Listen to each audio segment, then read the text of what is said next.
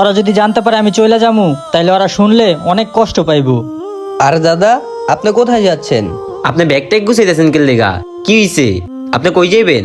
ভাই তোমাদের তো বলছিলামই যে কোনো মুহূর্তে আমি বাসায় চলে যেতে পারি। আমার বাসার থেকে ফোন আইছে, আমার বাহারে সব কমপ্লিট হয়ে গেছে, চলে যেতে হইব। দাদা, আপনি আমাদের ছেড়ে চলে যাবেন? না দাদা, আপনাকে আমরা কোথাও যেতে দিব না, আপনি আমাদের সাথে এখানে থাকবেন। বাইরে বাসার থেকে অনেক টাকা ঋণ কইরা আমার বিদেশ পাঠাই দিচ্ছে, কিন্তু এখন কি করব তোমরাই বলো। দেখো আমি একটা হিন্দু মানুষ, কিন্তু এই কয়দিন তোমাদের সাথে থাকাতে আমার অনেক ভাল লাগছে, মনে হয় আমি একটা ফ্যামিলির মতো ছিলাম। কিন্তু কি করব, আমার যে চলে যেতে হইব। দাদা, আপনি চলে গেলে সেরির সময় কে আমাদের সেরি করে রান্না খাওয়াইবো?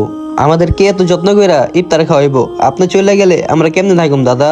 তোমরা চিন্তা করো না ভাই, আমি দেশের বাইরে চলে গেলে তারপরেও তোমাদের সাথে যোগাযোগ থাকবো। আর তোমরা ফোন দিলে তোমাদের যে কোনো বিপদ আপদে আমাকে ফোন দিবে, আমি তোমাদের পাশে থাকবো। দাদা, আমরা জানি আপনি আমাদের উপকারে আসবেন। আপনার মতো হিন্দু ভাই পাওয়া আমাদের ভাগ্যের ব্যাপার দাদা। দাদা, শেষবারের মতো একটু জয় যদি আপনাকে দাদা।